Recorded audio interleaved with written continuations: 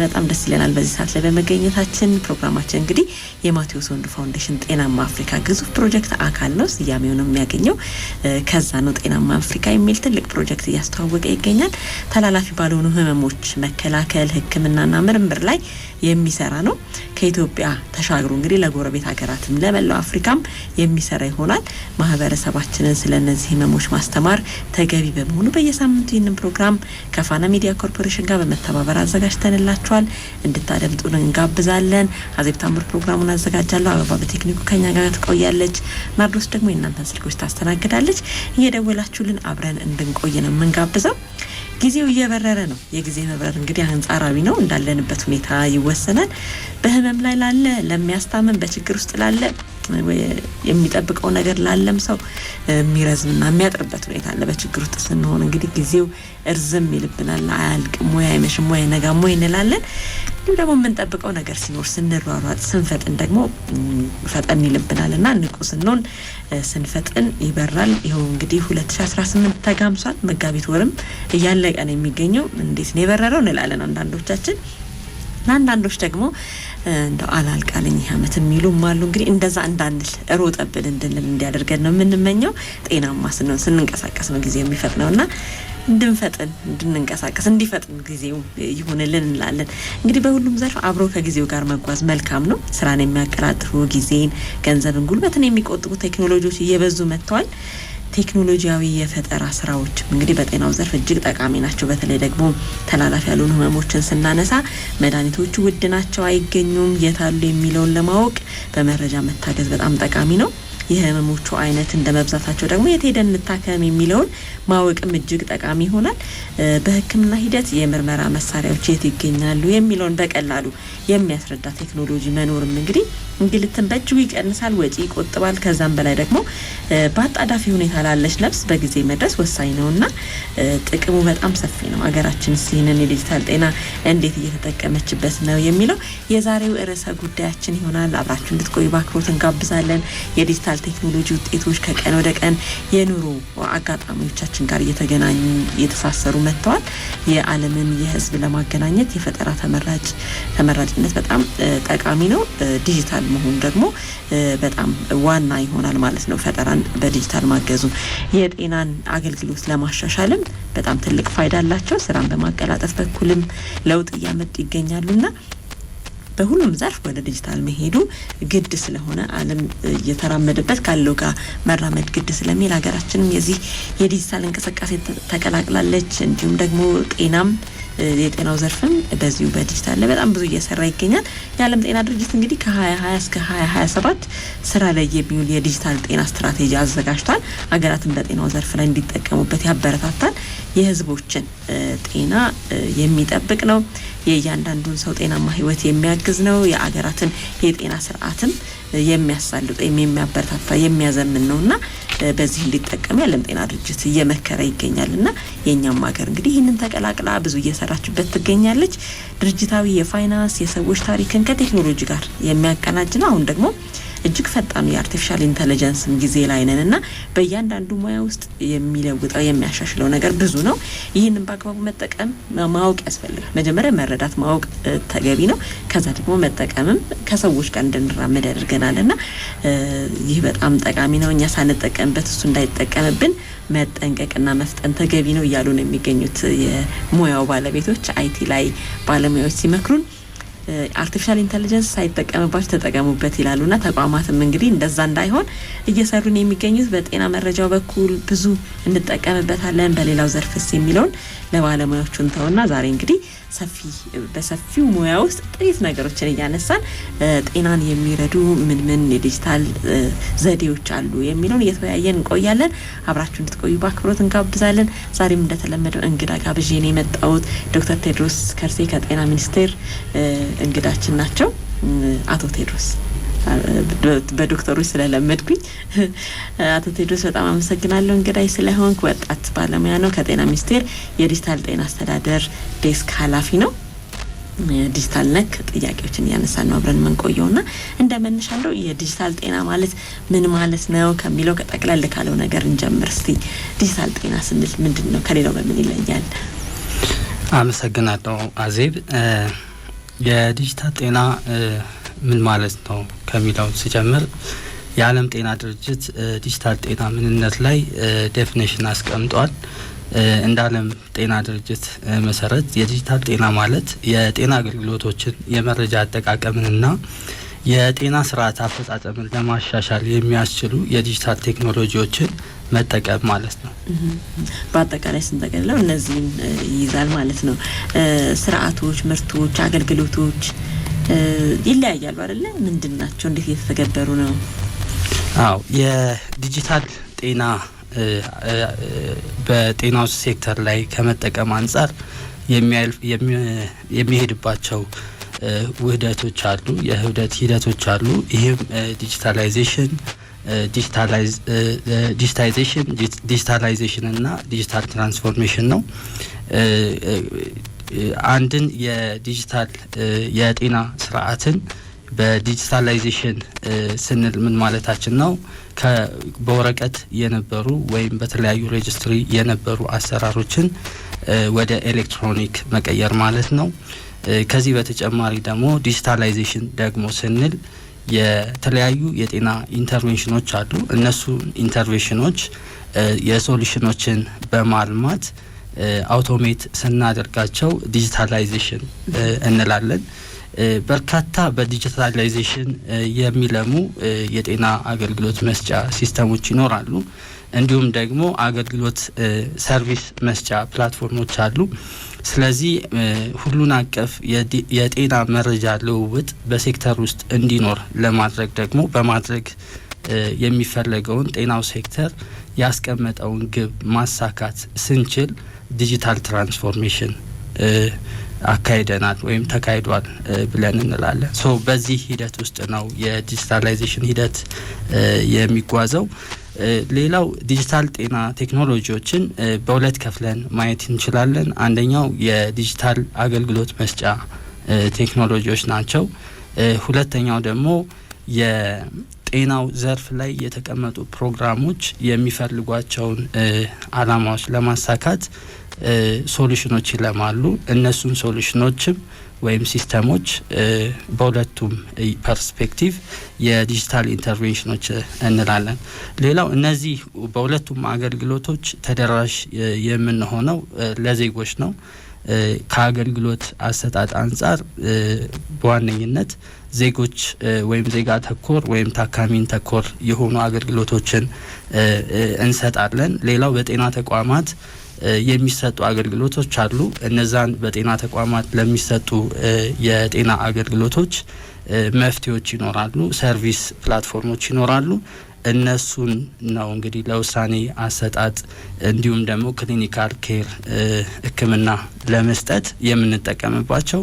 ከዚህ በተጨማሪ የተለያዩ ወርክ ፎርስ የሰው ኃይል የመሳሰሉ መረጃዎችን የሚይዙ ደግሞ እንደዚሁ ተጨማሪ ፕላትፎርሞችን እንጠቀማለን። በተለያዩ ወቅት ወረርሽኞች በሚነሱበት ጊዜ ደግሞ ዜጎቻችን አስፈላጊውን የህብረተሰብ ጤና ላይ የሚሰሩ የመከላከል ስራዎችን ለማገዝ ወደ ሴክተር የምናመጣቸው ሶሉሽኖች ይኖራሉ። እነሱም አሉን። በአጠቃላይ የመረጃን ለውሳኔ ሰጭነት ስንጠቀም የመረጃ ቅንጅት መፍጠር ያስፈልጋል። ያንን የመረጃ ቅንጅት ፕላትፎርሞችን በመጠቀም እንደ ሴክተር ያስቀመጥናቸውን ግቦች ማሳካት ያስችለናል ማለት ነው። መልካም ዶክተር ቴዎድሮስ፣ አሁን እናንተ ጋር ጤና ሚኒስቴር ይህንን ቴክኖሎጂ የሚያበለጽግ የሚቆጣጠርም የሚያስተዳድርም ሊኖር ይችላል እና ክፍላችሁ ውስጥ ያለው የስራ ክፍፍል ምን ይመስላል? አዎ እንደ ጤና ሚኒስቴር የስራ ክፍላችን የዲጂታል ጤና መሪ ስራ አስፈጻሚ ይባላል። ስራ አስፈጻሚው በሶስት የዴስክ አደረጃጀት የተደራጀ ነው። አንደኛው የዲጂታል ጤና አገልግሎት ዴስክ ይባላል። በዚህ ዴስክ አማካኝነት የሚሰሩ ስራዎች የዲጂታል ሶሉሽኖች ፍላጎትን ከተለያዩ ፕሮግራሞች ሪኳየርመንት ይሰበስባል። በመጣው ሪኳየርመንት መሰረት ንድፍ ይዘጋጃል፣ ሶሉሽኑ ይለማል ወይም ደግሞ ይላመዳል። ከዛ በተጨማሪ ሶፍትዌሩን ቴስት በማድረግ ለፓይለት ዝግጁ ይደረጋል። የሚመለከታቸው የስራ ክፍሎች በዛ ሶሉሽን ላይ በፓይለት እንዲሁም በቴስቲንግ ጊዜ የሚሳተፉ ይሆናል። እነሱ ካረጋገጡት በኋላ ወደ ፕሮዳክሽን ይገባል። ስለዚህ የዲጂታል ጤና ሰርቪስ ዴስክ የሚሰራው በዋነኝነት ሶፍትዌሩን ከፍላጎት አንጻር በማየት ማልማት እንዲሁም ደግሞ መተግበር፣ በትግበራው ወቅት የፕሮግራሞችን ጋር በመሆን ክትትልና ድጋፍ በማድረግ ድጋፍ መስጠት፣ በኢምፕሊሜንቴሽን ወቅት ለሚመጡ ማናቸውም ይስተካከልልኝ ጥያቄ ክትትል በማድረግ አስፈላጊውን ማሻሻያ ማድረግ፣ የአቅም ግንባታ ስልጠና መስጠት የሚሉ ናቸው። ሁለተኛው የዲጂታል ጤና አስተዳደር ዴስክ ነው። ይሄ ዴስክ የሚሰራቸው በዋነኝነት 4 ስራዎችን ነው። አንደኛው የኳሊቲ አሹራንስ ስራ ይሰራል። ሶሉሽኖች ወይም ቴክኖሎጂዎች ወደ ሴክተሩ በሚገቡበት ጊዜ ሴክተሩ ላይ ከተቀመጡ ግቦች ወይም ፍላጎቶች አንጻር ስለመሆናቸው ቴስት ያደርጋል፣ ቼክ ያደርጋል። የወጡ ስታንዳርዶች ይኖራሉ፣ ከስታንዳርድ አንጻር ይገመግማል። ከዚህ በተጨማሪ በሶሉሽኖች መካከል የሲስተም ማናበብ፣ የጤና መረጃ ልውውጥ፣ ኢንፎርሜሽን ኤክስቼንጅ እንዲኖር ያደርጋል። እንዲሁም ደግሞ የሳይበር ሴኩሪቲ ደህንነትን ከማስጠበቅ አንጻር በተለይ የዳታ ሶቨርኒቲን ከማስጠበቅ አንጻር በውስጥ አቅም የቨልነራቢሊቲ ወይም ሶሉሽኖች ለሳይበር ተጋላጭ ስለመሆናቸው የተለያዩ ቴክኖሎጂዎችን በመጠቀም ይፈትሻል። እንዲሁም ደግሞ ከኢንሳ ጋር በመሆን የትብብር ጥያቄ በማቅረብ በእነዚህ ሶሉሽኖች ላይ የሴኩሪቲ ኦዲቲንግ ስራ እንዲሰራ ያደርጋል። በአጠቃላይ የትብብርና የአጋርነትን የኮላቦሬሽን በሶስቱ ዴስኮች መካከል ቅንጅታዊ አሰራር እንዲኖር ከማድረግ አንጻር የገቨርናንስ ዴስክ ይህንን ስራ ይሰራል። በሶስተኛ የሄልዝ ኔትና የዳታ ሴንተር አስተዳደር ዴስክ የሚባል አለ። ይህ ዴስክ በዋነኝነት የመሰረተ ልማት አቅርቦትን ላይ ነው ትኩረት አድርጎ የሚሰራው። በአጠቃላይ ከ4000 በላይ የሆኑ የጤና ተቋማቶች አሉን። እነዚህን ተቋማት በሄልዝ ኔት ኮኔክቲቪቲ ማስተሳሰር፣ በጤና ተቋማት ለቅድም ላልናቸው የዲጂታል መተግበሪያ ሶሉሽኖች አስፈላጊውን የግብአት የኢንፍራስትራክቸር ግብአት እንዲሞላላቸው ማድረግና ከዚህ በተጨማሪም የአቅም ግንባታ ስልጠናዎችን ቴክኒካል ለሆኑ ባለሙያዎች መስጠት ይሆናል ማለት ነው። መልካም። እነዚህ ይህን ጥያቄ ያነሳው ስለምንድን ነው? አሁን እንግዲህ ግለሰቦች ወይም በቡድንም ሆነው የተለያዩ ሶፍትዌሮችን ይሰራሉ፣ ያበለጽጋሉ። ወጣቶች በተለይ ደግሞ እዚህ ላይ በጣም ፈጣን ናቸውና ቀደም ሲል በየሚኒስቴር መስሪያ ቤቱ የተለያዩ ተቋማት ላይም እንደው የአይቲ የዲጂታል ቲም ቡድን ምንድን ነው የሚሰራው ከተባለ የሚሰራቸው ስራዎች በጣም በእውነቱ ውስን ነበሩ። ትንንሽ ነገሮችን ከማገዝ ኮምፒውተሮችን ከመጠገን ወይ ደግሞ እዛ ላይ ያሉ አፕሊኬሽኖችን ከማገዝ ባሻገር እንዲህ ሰፊ ስራዎች አይሰሩም ነበር። በአሁኑ ሰዓት ግን ተቋማት የግድ መስፋት አለባቸው። ጊዜው በጣም እየፈጠነ ስለሆነ በዛ ልክ መሰራት አለባቸውና ለዛ ነው ያነሳሁት። ከዛ ውጪ እንግዲህ እነዚህ ወጣቶች በተለይ ጤና ነክ የሆኑ ሶፍትዌሮችን በሚሰሩበት ጊዜ ማረጋገጫ ይፈልጋሉ። ከጤና ሚኒስቴር ጋር የተሰራ መሆኑ ማህበረሰቡን በደንብ አምኖት እንዲጠቀሙ ያደርጋልና ይሄንን የማረጋገጥም ኃላፊነት ካለ ደግሞ ማህበረሰቡም ደግሞ ጤና ሚኒስቴር ያረጋገጠውን ይሄማ ትክክል ነው ብሎ እንዲጠቀምበትም ስለሚጠቅም ብዬ ነው ይሄንን ያነሳሁት። እንቀጥላለን እንግዲህ ልዩነታቸውን እናነሳለን። ሰው እንዴት እየተጠቀምበት ነው፣ ምን ደግሞ ተተግብረዋል፣ በተለይ ደግሞ ተላላፊ ያልሆኑ ህመሞች ላይ እንደማትኮራችን እኛ ለዚህ የሚጠቅሙ ምን አሉ የሚለውንም እናነሳለን። አድማጮች ከኛ ጋር እንዲቆዩ እንፈልጋለን። 0115591151 0115536006 እና 0115536008 ላይ እየደወላችሁ ልታገኙ ትችላላችሁ። 8222ም አጭር የጽሁፍ መልእክት መቀበያችን ነው። አቶ ቴድሮስ ናቸው ከኛ ጋር ያሉት። አብራችሁን ቆዩ። ማስታወቂያዎች ሰምተን ተመልሰን እንገናኝ። አምረፍ ሄልዝ አፍሪካ በኢትዮጵያ አምረፌልዝ አፍሪካ ዋና መስሪያ ቤቱን በአፍሪካ ኬንያ ላይ አድርጎ ዘላቂ የጤና ለውጥን ለማምጣት በ35 አፍሪካ ሀገራት ውስጥ የተለያዩ የጤና ስራዎችን እየተገበረ የሚገኝ መንግስታዊ ያልሆነ ዓለም አቀፍ ግብረሰናይ ድርጅት ነው።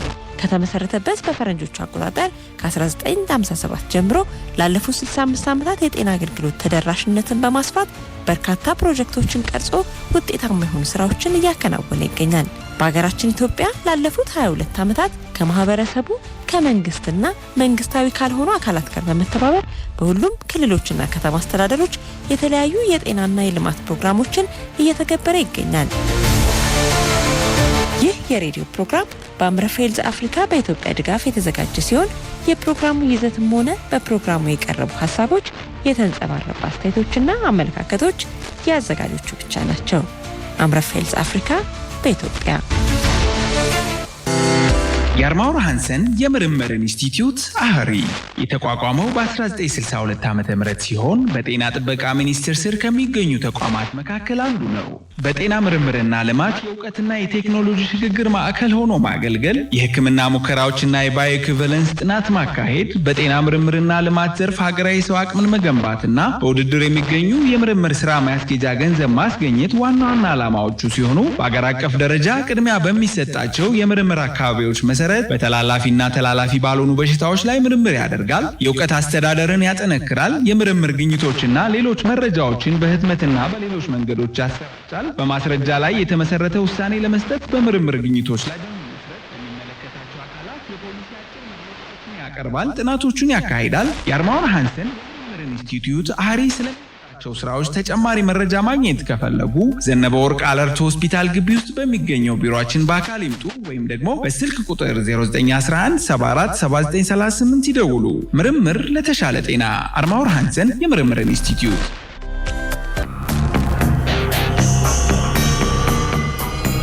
ተመልሰናል አድማጮች። ጤናማ የተሰኘውን ፕሮግራማችን እያደመጣችሁ የምትገኙት ከኛ ጋር ስላላችሁ እጅግ በጣም እናመሰግናለን።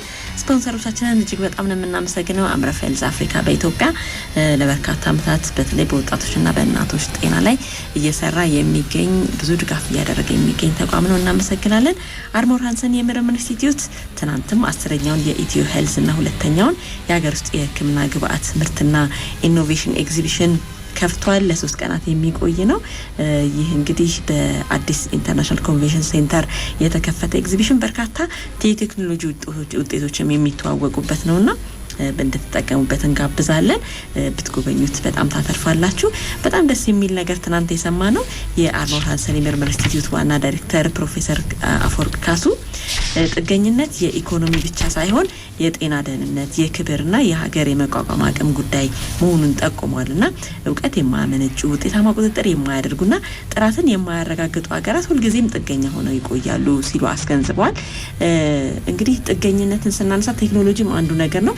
የቴክኖሎጂ ጥገኛ በምንሆንበት ጊዜ የኛ ዳታዎች ይሰረቃሉ፣ ይወሰዳሉ ወይም ተሳስተው ሊተረጎሙ ይችላሉና ከመረጃ ደህንነት አንጻርም እንግዲህ ጥገኝነትን መቀነስና በራሳችን መቆም መልመድን የሚያነሳ ጉዳይ ነበር ትናንት የተናገሩትና ብትጎበኙት የተለያዩ ዲጂታል ላይም ከጤና ጋር የተገናኙ ብዙ የቀረቡ የሚታዩ የኤግዚቢሽን ውጤቶች አሉና እንድትጋብዙ ጋብዟቸዋል። አርማውር ሃንሰን የምርምር ኢንስቲትዩት የኛም ማጋር ስለሆነ እጅግ በጣም ነው የምናመሰግነው። እንቀጥላለን። ዛሬ ጉዳያችን የዲጂታል ጤናን የተመለከተ ነው። አቶ ቴድሮስ ከኛ ጋር አሉ። እኔ ይህን ጉዳይ ሳነሳ እስቲ ቆይ በሆስፒታሎች አካባቢ ምን አለ የሚለውን ለማየት አንዳንድ ቦታዎች ላይ ጎራ ብዬ ነበረ። ዘውዲቱ ሆስፒታልን ነበረ የመረጥኩት። ካርድ አወጣውኝ። ካርድ ካወጣውኝ በኋላ የምሄድበት ቦታ ላይ ካርዱ እስከሚወጣ መጠበቅ የተጻፈው የድሮ በሃርድ ኮፒ የምንለው በወረቀት የተዘጋጀው ሄዶ እዛ እስከሚደርስ መጠበቅ አልነበረብኝም። ሄድኩኝ። የምፈልገውን አገልግሎት በኮምፒውተራይዝድ ሆነዋል፣ ዲጂታላይዝድ ሆነዋል። መረጃው እዛ የምፈልገው ዶክተር ጋር ቀርቦ አገኘውኝ። ከዛ በኋላ ምርመራ ካደረኩም በኋላ ዶክተሩ ጋር የኔ ዳታዎች በደንብ ተሟልተዋል። ሌላ የምሄድበት ወደ ላቦራቶሪም ሲሄድ ሌላ መመላለሶች ሳይጠበቁ ጊዜም ቆይታም ሳይጠበቅ በጣም የተቀላጠፈ አሰራር ሆኖ አግኝቻለሁ። እንደ ምሳሌ ሆስፒታሎች ላይ እኔ ያየሁትን ነው ይሄንን እንግዲህ ለአድማጮች ማካፈል የፈለኩት። በጣም ብዙ አይነቶች አሉት። የዓለም ጤና ድርጅት ወደ 6 ነው አይደለ የሚዘረዝራቸው።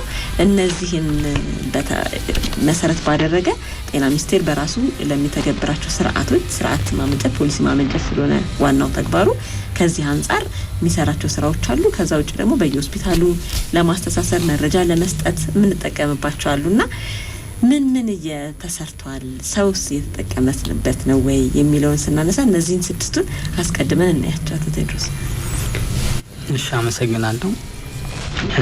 የዓለም ጤና ድርጅት ባስቀመጠው መሰረት 6 ቢልዲንግ ብሎክ ኦፍ የጤና ስርዓት ተቀምጠዋል። ከነዚህ ውስጥ የመጀመሪያው ሰርቪስ ዴሊቨሪ ወይም የአገልግሎት አቅርቦት የሚል ነው። ያውን ያነሳው አይነት ማለት ነው። አዎ እውነት ነው። ከዚህ ውስጥ አንዱ በተለይ ጥራት ያለው አገልግሎትን ተደራሽነትን ለዜጎች መፍጠር እንዲሁም ደግሞ ቀጣይነት ያለው የጤና ክብካቤ ከመስጠት አንጻር እንደዚህ አይነት ሰርቪስ ዴሊቨሪ ላይ የተለያዩ የዲጂታል ፕላትፎርሞችን ወደ ስራ ላይ እያዋልን ነው። ከዚህ ውስጥ አንዱ የኤሌክትሮኒክ ሜዲካል ሪከርድ ሲስተም ይባላል። ስለዚህ ይህንን ሲስተም አሁን ከ100 በላይ በሆኑ ፋሲሊቲዎች ላይ ፔፐርለስ በማድረግ ሙሉ ለሙሉ ወረቀት አልባ ተቋም ለመፍጠር ተችሏል። እንዲሁም ሁለተኛው ደግሞ የጤና ሰራተኞች ወይም ሄልዝ ወርክ ፎርስ መረጃ የምንይዝበት ነው።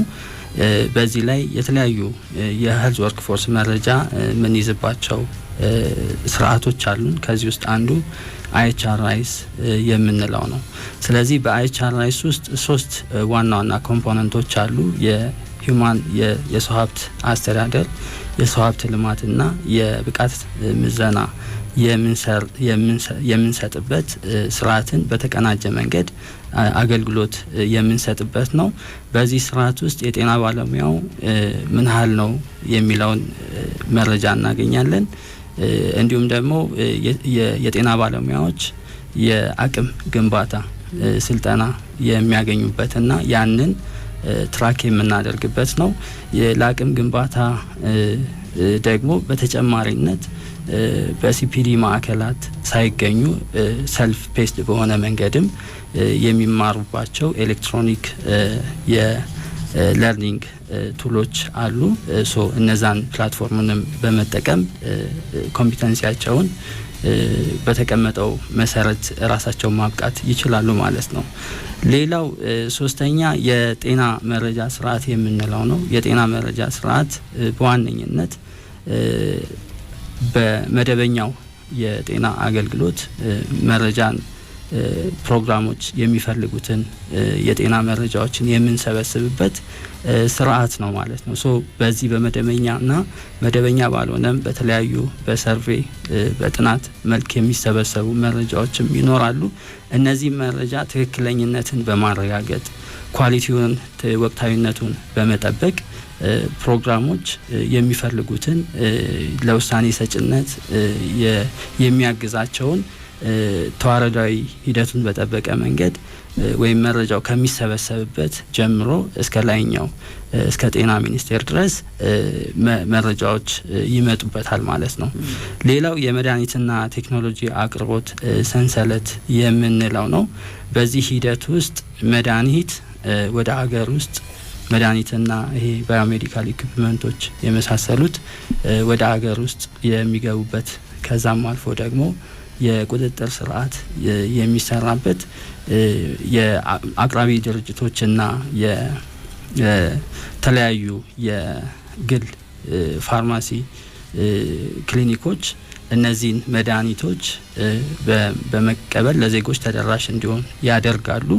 እንዲሁም ደግሞ በጤናው በፐብሊክ ወይም በፐብሊክ ጤና ፋሲሊቲዎች ላይ የመድኃኒቶች በዳጉ በምንለው ሶሉሽን አማካኝነት በጤና ተቋማት ተደራሽ የሚሆንበት ሰንሰለት አለ ማለት ነው። ይህ ሰንሰለቱ በተለያዩ ኤጀንሲ ተጠሪ ተቋማት ጋርና በሚኒስትሪ በሚገኙ የዲጂታል ሶሉሽኖች አማካኝነት ሰንሰለቱን በጠበቀ መንገድ የመድኃኒትና የመድኃኒት ኢኩፕመንቶችን ቪዚቢሊቲ በሚያሳይ መንገድ ስራ ላይ የምናውልበት ነው ማለት ነው።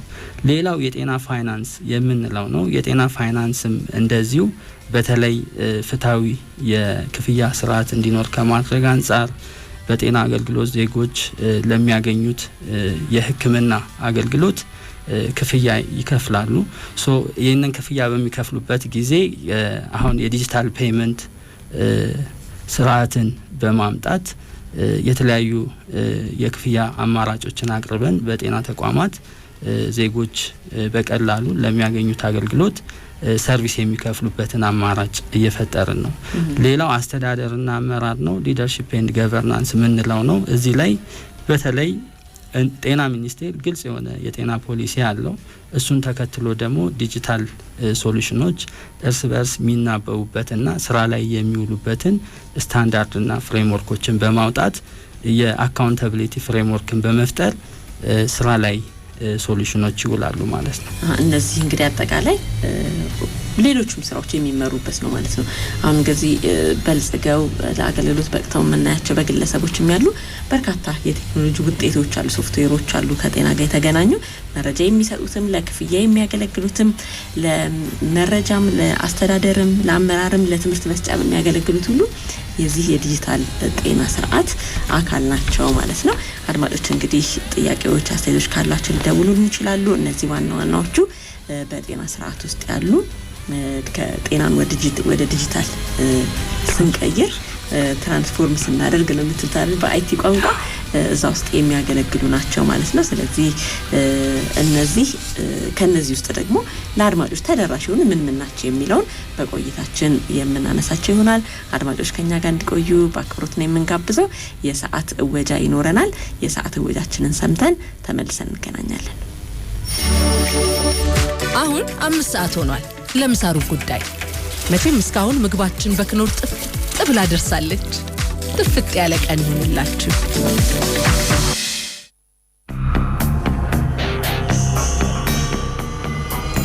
ተመልሰናል። በዚህ ሰዓት አድማጮችን ጥያቄ እንጠይቃለን። ምላሾችን እንግዲህ ሽልማት አዘጋጅተናል የምንሸልም ይሆናል። ዛሬም 3 ምላሾችን የምንሸልመው ከ3ቱ ደግሞ ፈጥነው የመለሱትና ትክክለኛ መልስ የመለሱትን አስቀድመን እንሸልማለን ማለት ነው። የዛሬው ጥያቄያችን እንግዲህ ዲጂታል ጤና ላይ ነው ስንወያይ የቆየ ነውና ከዲጂታል ጤና ስርዓት ዋና ዋና ሀሳቦችን 6ቱን ቅድም አቶ ቴድሮስ ያብራራልን ነበርና ከነዚህ መካከል እንግዲህ የተረዳችኋቸውን 3ቱን እንኳን ብትጠቅሱልን ዛሬ የምንሸልማቸው ይሆናል። ምን አይነት ስራዎች ላይ የዚህ የዲጂታል ጤና ሶፍትዌሮች ይበለጽጋሉ የሚለውን እንድትሸልሙልን ዛሬ እንደ ጥያቄ አቅርበናል። ናርዶስ የእናንተን ስልኮች ታስተናግዳለች። በ0115 5951 0115 536006 እና 0115 536008 ላይ እየደወላችሁ ልትመልሱ ልትሳተፉ ትችላላችሁ። 8222 አጭር የጽሁፍ መልእክት መቀበያችን ነው። እንግዲህ የዲጂታል ጤናን ጉዳይ በጣም ሰፊ ነው። ይህንን ስናነሳ ዛሬ በዋናነት እንግዲህ ተላላፊ ያሉን ህመሞች በተለይ በዚህ በዲጂታል መታገዛቸው ትልቅ ውጤት አለው። አሁን እንግዲህ በኤአይ ስክሪኒንጎች የተሰሩ ነው፣ ምርመራዎች የተሰሩ ነው። ኤአይ ደግሞ በጣም መድኃኒት እስከ ማዘዝ ድረስ የሰዎችን ያለፈ ታሪካቸውን በማጥናት የምንሰጠውን መረጃ በደንብ አሰላስሎ ፊድባክ ይሰጣል ወይም ደግሞ የመጨረሻ ምላሽ ይሰጣልና ህመም እንዲህ ሊሆን ይችላል ብሎ እስከ መገመት ደርሷልና በዚህ ሂደት ውስጥ እንግዲህ በተለይ ቤት ውስጥ ቁጭ ብለው ተላላፊ ባልሆኑ ህመሞች የሚሰቃዩ ሰዎች የሚያግዛቸው የዲጂታል ሲስተም ይፈልጋሉ። በቀላሉ እጃቸው ላይ በስልካቸው ወይም ደግሞ በስልክ ደውለውም ሆነ ወይም ደግሞ መተግበሪያዎችን በማውረድ ስልኮቻቸው ላይ የተለያዩ ምላሽ የሚሰጣቸው ይፈልጋሉና የስኳር ታማሚዎች ለምሳሌ የስኳር መጠናቸውን መለካት ይፈልጋሉ ወይም ደግሞ ደውለው የሚያማክራቸው የጤና ባለሙያ ሊፈልጉ ይችላሉ። እነዚህ ሁሉ እንግዲህ ምላሽ አለው ይህ የዲጂታል ጤና ስርዓትና ዛሬ እንግዲህ ለሁላችንም የሚጠቅመው ምን እየተሰራ ነው የሚለውን ደግሞ መረጃም በጣም ጠቃሚ ነው። እንደ ሀገር የተለያዩ የጤና ችግሮች ላይ መረጃዎች በሚኖሩበት ጊዜ በቀላሉ ውሳኔ ለመስጠትና ደግሞ ፖሊሲዎችን ለማውጣትም እጅግ በጣም ጠቃሚ ነውና ለዚህም እነዚህ ዳታ መረጃ ቅድም አቶ ቴድሮስ ያብራሩልን መረጃ የተመለከተው የዲጂታል ጤና ስርዓትም አስፈላጊ ነውና በጣም ሁለንተናዊ ነው ጥቅም ተላላፊ ላልሆኑት ህመሞች ብቻ ሳይሆን ለተላላፊዎችም ቢሆን ዲጂታል ጤና ስርዓትን መገንባት ለአንድ ሀገር እጅግ በጣም ጠቃሚ ነውና እነዚህ መዛሪ ያነሳን ያለ ነው። እንደው እስቲ ቀለል እናድርገውና ቴዎድሮስ ምን አለ በምን እየተተገበረ ይገኛል እንደው ሰዎች ጋር የደረሱ ምን ስርዓቶች አሉ የሚለውን እናንሳ። እንደ ምሳሌ እነ ጤንነቴን ማንሳት እንችላለን። ያው ከወረቀት አልባ አገልግሎት ስንሻገራል ዲጂታል የምንለው 952 ማንሳት እንችላለን። ለበጎ የአምቡላንስ አገልግሎት ማንሳት እንችላለን። እናንተ ጋር ያሉትንና በግል የሚተገበሩ በጣም ብዙ ወጣቶች የሚያበለጽጓቸው የአይቲ ባለሙያዎች የሚያበለጽጓቸው በጣም ብዙ ጤና ላይ የሚያገለግሉን የሶፍትዌር ውጤቶች አሉ። ግን እንደ ዋናነት እስቲ ለአድማጮቻችን የደረሱ ሊጠቀሙባቸው የሚችሉ ምን አሉ የሚለውን እናንሳ እስቲ።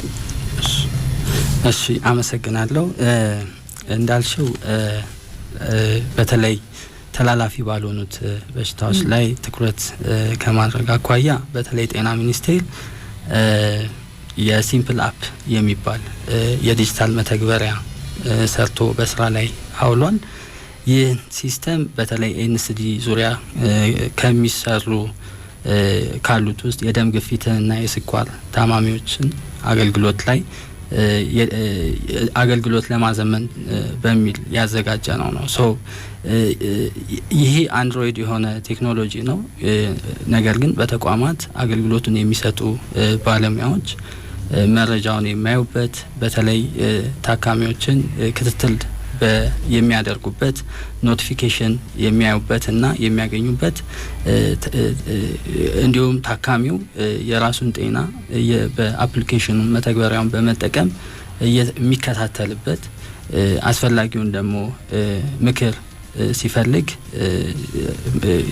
በዛ መሰረት ድጋፍ የሚያገኝበት ነው ማለት ነው። ሲምፕል አፕን በመጠቀማችን ምክንያት በተለይ አሁን ነው እየጀመርን ያለ ነው።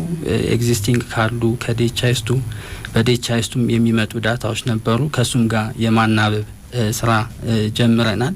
ግን ሲምፕል አፕን ከተጠቀሙ 760 ፋሲሊቲዎች ውስጥ እንኳን በ10 ሪጅኖች ውስጥ ብናይ ያገኘነው ውጤት ቢያንስ 50% በሚሆን ታካሚዎች የደም ግፊታቸውን እና የስኳር መጠናቸውን መቆጣጠር አስችሏቸዋል ማለት ነው። መረጃ ይሰጣቸዋል ማለት ነው።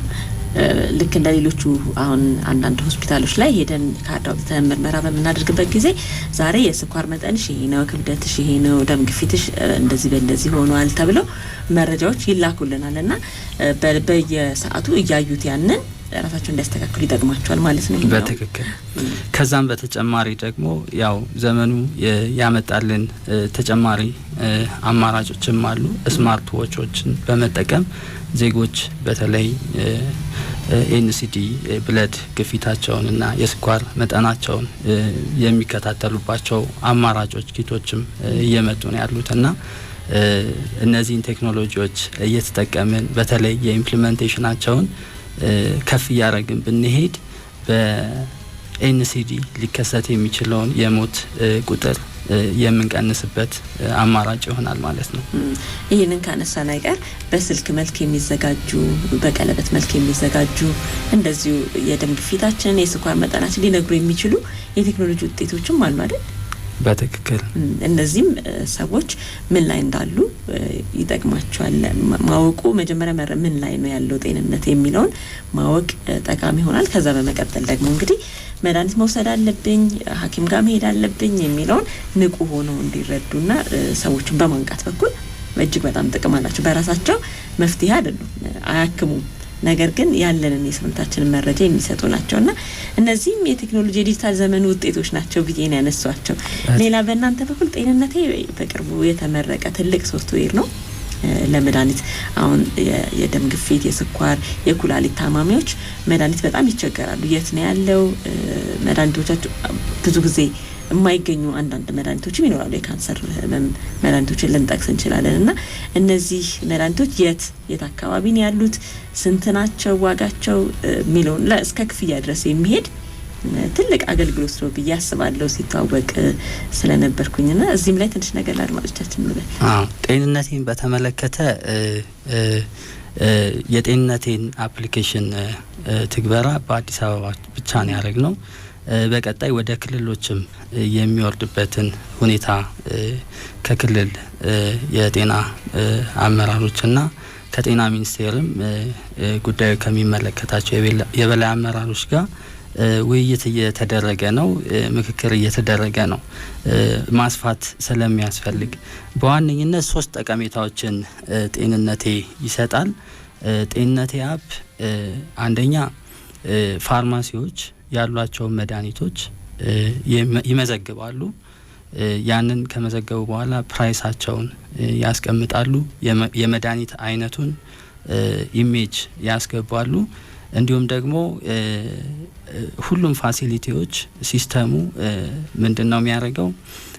እያንዳንዱ ፋሲሊቲዎች የሚገኙበትን የጂኦስፓሻል ዳታ ኦልሬዲ ስለተሞላለት በምን ያህል ዲስታንስ የትኞቹ ፋሲሊቲዎች እንዳሉ ይታወቃል።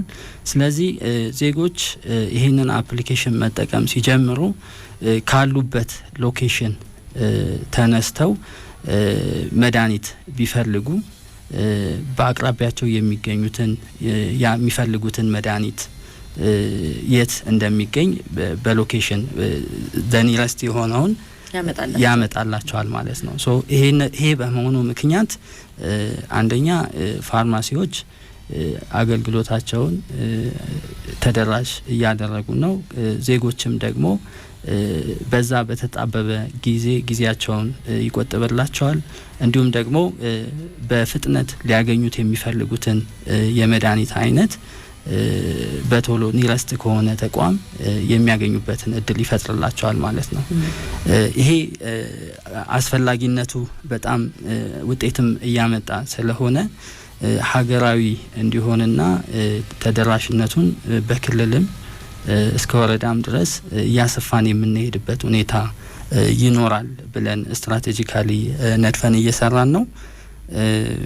አይ ቲንክ ውጤታማ እንሆናለን። ሌሎች አገልግሎቶችም አሉት። ለምሳሌ ተቋማትን እንደዚሁ ይጠቁማል። ለምሳሌ የስኳር ህመም ወይም ደግሞ አንዳንድ በጣም በስፋት የማይገኙ ህክምናዎች አሉ። ለምሳሌ አንድ የደም ካንሰር ያለበት ሰው ይሄንን ህክምና ማግኘት ቢፈልግ የተሻለ የት ቦታ ሊሄድ እንደሚችል ሊጠቁመው ይችላል። አዎ አሁን ጤንነቴ ላይ እያደረግን ያለ ነው። እንደምታውቂው የዲጂታል ሶሉሽኖች በአንድ ጊዜ አያልቁም። አይተሬቲቭ የሆነ አጃይል የሆነ አካሄድ ነው የምንከተለው። ኢምፕሩቭመንት ሪኩዌስቶች በሚመጡበት ጊዜ ያንን እየጨመርን ነው የምንሄደው። አሁን ግን ኢሚዲየትሊ ታስቦ እየገባን ያለ ነው።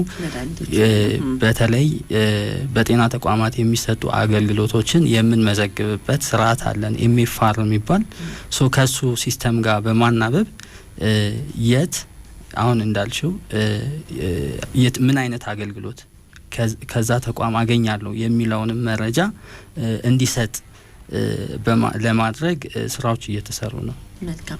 ጤንነቴ ወደፊትም በጣም ሰፊ አገልግሎት ይሰጣል ተብሎ የሚጠበቅ አንድ ፕላትፎርም ወይም ደግሞ አንድ ገጽ ነው። ሌሎቹም አሉ። እንግዲህ ለበጎ የሚልም ዘመናዊ አምቡላንስ መላኪያም አገልግሎት አለ አይደለ? ይሄንንም ሰምቼ ነበረ። እሱም ላይ ትንሽ ነገር ብለን ደስ ይለኛል። 952 ብሔራዊ የጤና ማዕከል ጥሪ ማዕከል ነው። ይሄም በጣም ሰፊ አገልግሎት ሊሰጥ የሚችል ነው። ሌሎችም ካሉ እነሱን እስኪ እንጥቀሳቸው። እሺ 952 የአምቡላንስ እሱንም ከምን አንጻር ነው ይህንን ማየት የሚኖርብን? በተለይ የጤና ፕሮግራም ላይ ጥራት ያለው የሕክምና አገልግሎትን ተደራሽነትን ከማሻሻል አንጻር የተቀመጡ አቅጣጫዎች አሉ። ከዚህኛው ውስጥ አንዱ በመደበኛ ድንገተኛ አደጋ የሚከሰትበት ሁኔታ አለ። በዚህ ምክንያት ሕክምና ለማግኘት ወደ ጤና ተቋማት ታካሚዎች መምጣት ይኖርባቸዋል። ስለዚህ በወቅቱ የሚደርሰው አደጋ ከፍተኛ ከመሆኑ አንጻር በኢመርጀንሲ ለሚመጡ ታካሚዎቻችን አማራጭ የዲጂታል ፕላትፎርም ያስፈልጋል። 952 አምቡላንስን ከዚህ አንጻር የሚኖረው ፋይዳ ከፍተኛ ነው የሚሆነው። በሌሎች ሀገራቶች ታካሚው በአምቡላንስ ወደ ጤና ተቋም ከመምጣቱ በፊት በዛ ጤና ተቋማት በቂ የሆነ አልጋ ስለመሆኑ በኢመርጀንሲም ኬዝ ቢሆን የሚፈልገውን አገልግሎት ለማግኘት የሚያስችል ተቋሙ በምን ርቀት ላይ እንዳለ የሚያሳዩ የዲጂታል ፕላትፎርሞች አሉና ስለዚህ የአምቡላንስ የ952 አምቡላንስ የሚሰጠው አበርክቶ ድንገተኛ ለሚከሰቱ ሕክምናዎች በአፋጣኝ ዜጎች የሕክምና አገልግሎት እንዲያገኙ የሚያደርግ ነው ማለት ነው። መልካም እንግዲህ በዚህም አሁን ወደ ዲጂታልን በመለወጥ ሂደት ለበጎ በሚል ስያሜ ይሄም እየተስተካከለ ወደ ዲጂታል እየሄደ ይገኛል። ወደፊት እንግዲህ ቤታችን ቁጭ ብለን አምቡላንስ ስልክም ደውለን የጥሪ ማዕከሉንም ሳንጠብቅ እንደ ጤንነት አፕሊኬሽን ሆኖ የምናገኝበት ጊዜ ሩቅ አይሆንም ብለን እናስባለን። ሌላ እንግዲህ ግለሰቦች በጣም ብዙ በየቀኑ ብዙ የሚያበለጽጓቸው ሶፍትዌሮች ይኖራሉ። ብዙ ወጣቶቹ በቡድን ሆነው ብዙ ይሰራሉ። እንዲሁ ደግሞ አይቲ ላይ የተሰማሩ ሰዎችም እንደዛው የጤና ባለሙያዎችም አሁን ይህንን ዲጂታል ዘመን በመጠቀም ብዙ የሚሰሯቸው ስራዎች አሉና እነሱን እውቅና በመስጠት በኩል ድጋፋችሁ ምን ይመስላል? ምክንያቱም በግል የሚሰሩትም በደንብ ተረጋግጠው እውቅና አግኝተው መሄድ ስላለባቸውና ሰዎችም ደግሞ አምነው ሊጠቀሙባቸው ስለሚገባ እውቅና ይሰጣቸዋል ወይ ድጋፍ ይደረግላቸዋል ወይ የሚለውን ጥያቄ ማንሳት ፈልጌ ነው። እሺ በጣም ጥሩ ጥያቄ ነው። እንደሚታወቀው የዲጂታል ኢኮኖሚው አንዱ የሚለው በዲጂታላይዜሽን ላይ ከዘርፍ ወይም ከሴክተር አንጻር ስታርታፖችን እና የስራ ፈጣሪዎችን ማበረታታት አንዱ የዲጂታል ኢኮኖሚ የትኩረት አቅጣጫ ነው። ከዚህ አንጻር እንደ ጤና ሚኒስቴር የምንከተለው ስትራቴጂ አለ። እሱ ምንድነው? የዲጂታል ኢንተርፕሪነርሺፕ ኢኒሼቲቭን በ10 አመቱ እቅዳችን አካተን ይዘናል። ከዛም አንጻር ከአሰራር ስርዓት አንጻር የፐብሊክ ፕራይቬት ፓርትነርሺፕ ፍሬምወርክ አለን። እነዚህ ፍሬምወርኮች ስታርታፖች ወደ ዲጂታል ኢኮሲስተም ውስጥ በመግባት በተለያዩ የጤና ስርዓት ኢንተርቬንሽኖች ላይ ለሚገኙ የኢንተርቬንሽን አማራጭ ውጤቶችን እንዲያመጡ ይፈለጋል። ከዚህ አንጻር ሴንተር ኦፍ ኤክሰለንስ ብለን የምንጠራቸው ማዕከላቶች አሉ። እነሱ አንድ እድል ይፈጥርላቸዋል። በተለይ ሴንተር ኦፍ ኤክሰለንሶች በክልልም የሚገኙ እንደመሆናቸው መጠን ተደራሽ ይሆናል። በሁሉም ክልል የሚገኙ ኢኖቬተሮች ሴንተር ኦፍ ኤክሰለንስ ላይ በመሄድ የፈጠራ ሀሳባቸውን በማቅረብ ነገር ግን ፕራክቲካል በሆነ መንገድ ደግሞ ሶሉሽኖቻቸውን ፕሮቶታይፑን የሚያቀርቡበትን እድል ለመፍጠር የተለያዩ ኤቨንቶች ይዘጋጃሉ። ኮኔክታቶን የሚባል ኤቨንት፣ ሀካቶን የሚባሉ ኤቨንቶች ይኖራሉ። በተለይ ኮኔክታቶን ኤቨንት ሲስተሞችን በማናበብ ላይ ትኩረት ያደረጉ ፍላጎታቸው ኢንተርኦፐራቢሊቲን ሲምለስ ዴታ ኤክስቼንጅን ማምጣት የሚፈልጉ ከሆነ የኮኔክታቶን ኢቨንት በማካሄድ ሀሳቦችን እንዲያፈልቁና እንዲያመጡ እናደርጋለን። ሀካቶን በማካሄድ ደግሞ ሶሉሽኖችን ፕራዮሪቲ የሚሰጣቸው የጤና ስርዓት ላይ ሪኮመንድ የተደረጉ ኢንተርቬንሽኖች ይኖሩናል። እነዛ ላይ የፕሮብለም እንሰጣቸዋለን። ከዛ ፕሮብለም ተነስተው ፕሮብለም አይዴንቲፊኬሽን አድርገው ሶሉሽን ፕሮቶታይፕ ያቀርባሉ ማለት ነው። ይሄንን ሲያደርጉ ሳንድ ቦክስ ኢንቫይሮንመንት እናዘጋጅላቸዋለን። ሶሉሽናቸውን ቴስት ያደርጋሉ። ሀብ ኤንድ ስፖክ የሚል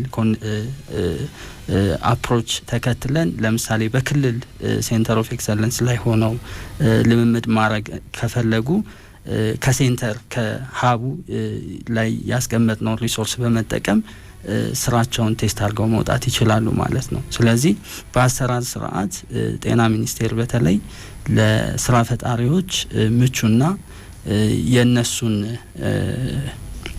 መምጣት እንፈልጋለን ማለት ነው። በጣም ጥሩ። ይሄ በጣም ለስራ ፈጠራው ትልቅ ነገር ነው። የዲጂታል ስርዓቱን ለመጠቀምና ለማበልጸግ በዛ ሂደት ውስጥ ደግሞ በፈጠራ በማከልም ተጠቃሚ ለመሆን ትልቅ ነገር ነው። ከዛ ባሻገር ደግሞ እንደ ስራ ፈጠራ ትልቅ አገልግሎት ይሰጣል ማለት ነው። በጣም አመሰግናለሁ ቴዎድሮስ። ማስታወቂያዎች ሰምተን እንመለሳለን። ብዙ የምናነሳቸው ጉዳዮች አሉ። አድማጮች አብራችሁን ቆዩ። አምረፍ ሄልዝ አፍሪካ በኢትዮጵያ አምረፍ ሄልዝ አፍሪካ ዋና መስሪያ ቤቱን በአፍሪካ ኬንያ ላይ አድርጎ ዘላቂ የጤና ለውጥን ለማምጣት በ35 አፍሪካ ሀገራት ውስጥ የተለያዩ የጤና ስራዎችን እየተገበረ የሚገኝ መንግስታዊ ያልሆነ ዓለም አቀፍ ግብረሰናይ ድርጅት ነው። ከተመሰረተበት በፈረንጆቹ አቆጣጠር ከ1957 ጀምሮ ላለፉት 65 ዓመታት የጤና አገልግሎት ተደራሽነትን በማስፋት በርካታ ፕሮጀክቶችን ቀርጾ ውጤታማ የሆኑ ስራዎችን እያከናወነ ይገኛል። በሀገራችን ኢትዮጵያ ላለፉት 22 ዓመታት ከማህበረሰቡ ከመንግስትና መንግስታዊ ካልሆኑ አካላት ጋር በመተባበር በሁሉም ክልሎችና ከተማ አስተዳደሮች የተለያዩ የጤናና የልማት ፕሮግራሞችን እየተገበረ ይገኛል። ይህ የሬዲዮ ፕሮግራም በአምረፍ ሄልዝ አፍሪካ በኢትዮጵያ ድጋፍ የተዘጋጀ ሲሆን የፕሮግራሙ ይዘትም ሆነ በፕሮግራሙ የቀረቡ ሀሳቦች የተንጸባረቁ አስተያየቶችና አመለካከቶች የአዘጋጆቹ ብቻ ናቸው። አምረፍ ሄልዝ አፍሪካ በኢትዮጵያ። የአርማውር ሃንሰን የምርምር ኢንስቲትዩት አህሪ የተቋቋመው በ1962 ዓመተ ምህረት ሲሆን በጤና ጥበቃ ሚኒስቴር ስር ከሚገኙ ተቋማት መካከል አንዱ ነው። በጤና ምርምርና ልማት የእውቀትና የቴክኖሎጂ ሽግግር ማዕከል ሆኖ ማገልገል፣ የሕክምና ሙከራዎችና የባዮኢኩቪለንስ ጥናት ማካሄድ፣ በጤና ምርምርና ልማት ዘርፍ ሀገራዊ ሰው አቅምን መገንባትና በውድድር የሚገኙ የምርምር ስራ ማስኬጃ ገንዘብ ማስገኘት ዋና ዋና ዓላማዎቹ ሲሆኑ በአገር አቀፍ ደረጃ ቅድሚያ በሚሰጣቸው የምርምር አካባቢዎች መሰረት በተላላፊና ተላላፊ ባልሆኑ በሽታዎች ላይ ምርምር ያደርጋል። የእውቀት አስተዳደርን ያጠነክራል። የምርምር ግኝቶችና ሌሎች መረጃዎችን በህትመትና በሌሎች መንገዶች ያሰራጫል። በማስረጃ ላይ የተመሰረተ ውሳኔ ለመስጠት በምርምር ግኝቶች ላይ በመመስረት ለሚመለከታቸው አካላት የፖሊሲ አጭር መግለጫዎችን ያቀርባል፣ ጥናቶችን ያካሂዳል። የአርማውር ሃንሰን የምርምር ኢንስቲትዩት አህሪ ስለሚሰራቸው ስራዎች ተጨማሪ መረጃ ማግኘት ከፈለጉ ዘነበ ወርቅ አለርት ሆስፒታል ግቢ ውስጥ በሚገኘው ቢሮአችን በአካል ይምጡ ወይም ደግሞ በስልክ ቁጥር 0911 74 7938 ይደውሉ። ምርምር ለተሻለ ጤና። አርማውር ሃንሰን የምርምር ኢንስቲትዩት።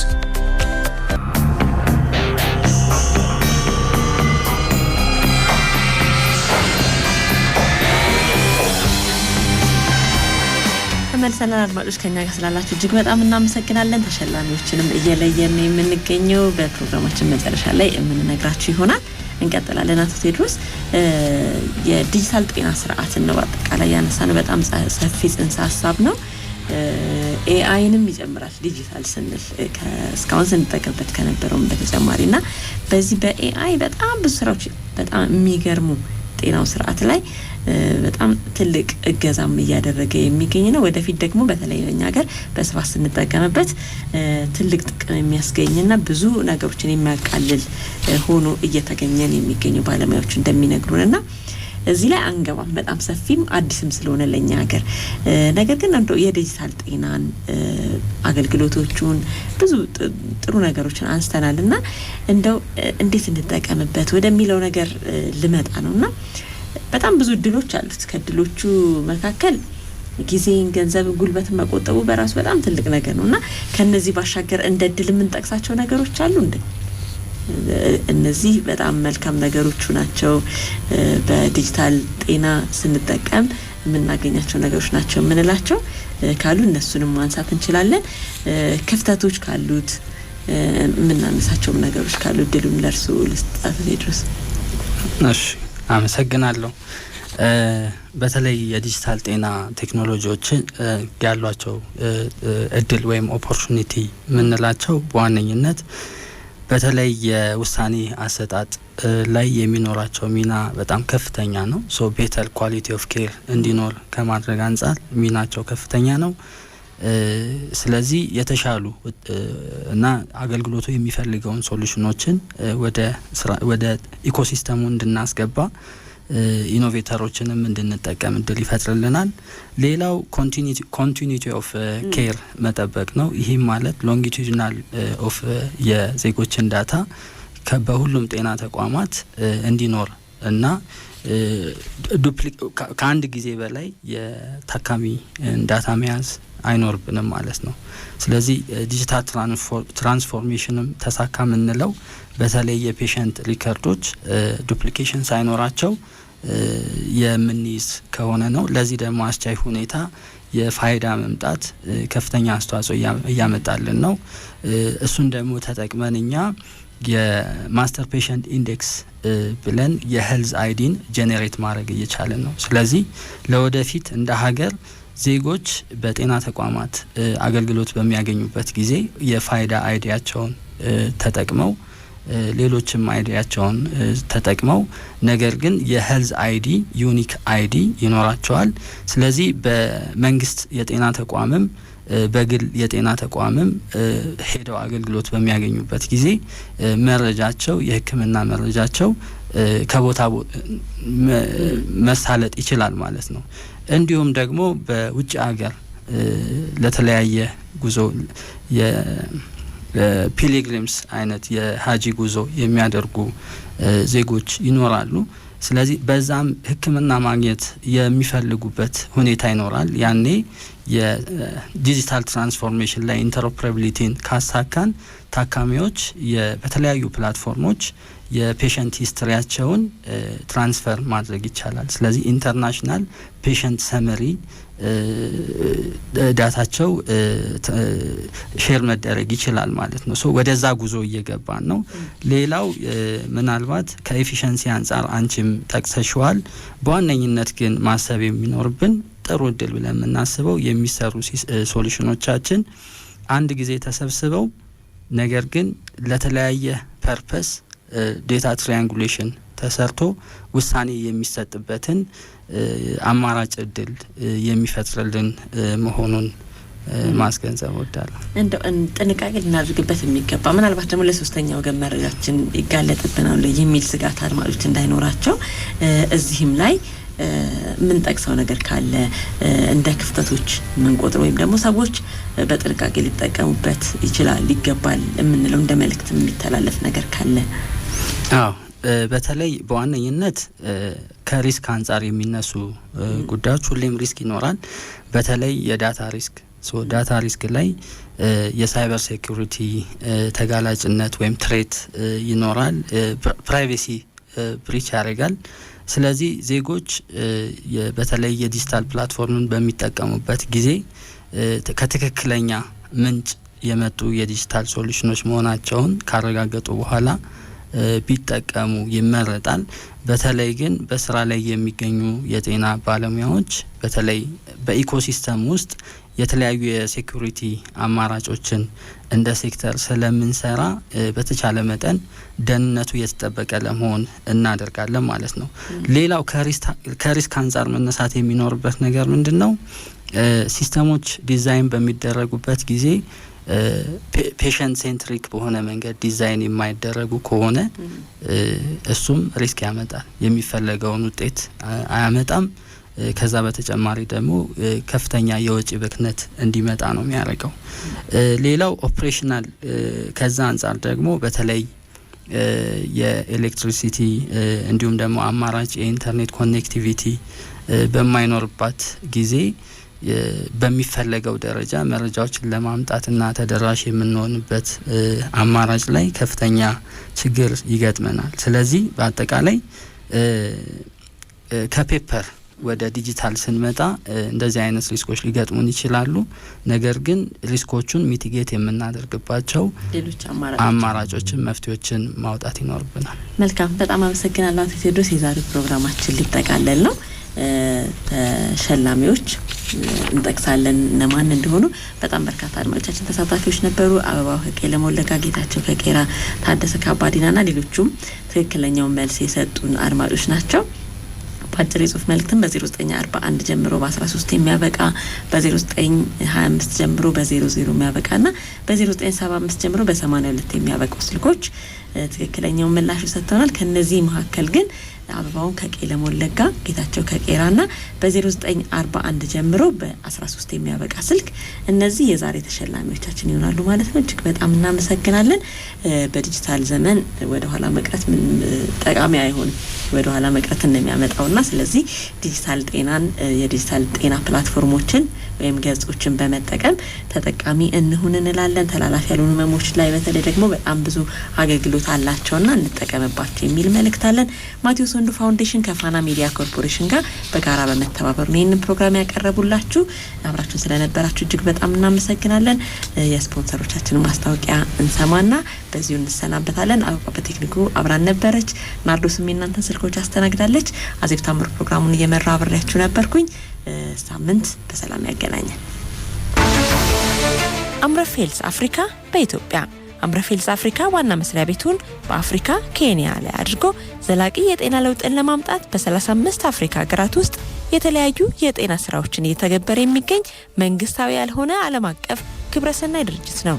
ከተመሰረተበት በፈረንጆቹ አቆጣጠር ከ1957 ጀምሮ ላለፉት 65 ዓመታት የጤና አገልግሎት ተደራሽነትን በማስፋት በርካታ ፕሮጀክቶችን ቀርጾ ውጤታማ የሆኑ ስራዎችን እያከናወነ ይገኛል። በሀገራችን ኢትዮጵያ ላለፉት 22 ዓመታት ከማህበረሰቡ ከመንግስትና መንግስታዊ ካልሆኑ አካላት ጋር በመተባበር በሁሉም ክልሎችና ከተማ አስተዳደሮች የተለያዩ የጤናና የልማት ፕሮግራሞችን እየተገበረ ይገኛል። ይህ የሬዲዮ ፕሮግራም በአምረፌልስ አፍሪካ በኢትዮጵያ ድጋፍ የተዘጋጀ ሲሆን የፕሮግራሙ ይዘትም ሆነ በፕሮግራሙ የቀረቡ ሀሳቦች የተንጸባረቁ አስተያየቶችና አመለካከቶች የአዘጋጆቹ ብቻ ናቸው። አምረፌልስ አፍሪካ በኢትዮጵያ የአርማውር ሃንሰን የምርምር ኢንስቲትዩት አህሪ የተቋቋመው በ1962 ዓ.ም ሲሆን በጤና ጥበቃ ሚኒስቴር ስር ከሚገኙ ተቋማት መካከል አንዱ ነው። በጤና ምርምርና ልማት የእውቀትና የቴክኖሎጂ ሽግግር ማዕከል ሆኖ ማገልገል፣ የሕክምና ሙከራዎችና የባዮኢኩቫለንስ ጥናት ማካሄድ፣ በጤና ምርምርና ልማት ዘርፍ ሀገራዊ ሰው አቅምን መገንባትና በውድድር የሚገኙ የምርምር ስራ ማስኬጃ ገንዘብ ማስገኘት ዋና ዋና ዓላማዎቹ ሲሆኑ በአገር አቀፍ ደረጃ ቅድሚያ በሚሰጣቸው የምርምር አካባቢዎች መሰረት በተላላፊና ተላላፊ ባልሆኑ በሽታዎች ላይ ምርምር ያደርጋል። የእውቀት አስተዳደርን ያጠነክራል። የምርምር ግኝቶችና ሌሎች መረጃዎችን በህትመትና በሌሎች መንገዶች ያሰራጫል። በማስረጃ ላይ የተመሰረተ ውሳኔ ለመስጠት በምርምር ግኝቶች ላይ በመመስረት ለሚመለከታቸው አካላት የፖሊሲ አጭር መግለጫዎችን ያቀርባል፣ ጥናቶችን ያካሂዳል። የአርማውር ሃንሰን የምርምር ኢንስቲትዩት አህሪ ስለሚሰራቸው ስራዎች ተጨማሪ መረጃ ማግኘት ከፈለጉ ዘነበ ወርቅ አለርት ሆስፒታል ግቢ ውስጥ በሚገኘው ቢሮአችን በአካል ይምጡ ወይም ደግሞ በስልክ ቁጥር 0911 74 7938 ይደውሉ። ምርምር ለተሻለ ጤና። አርማውር ሃንሰን የምርምር ኢንስቲትዩት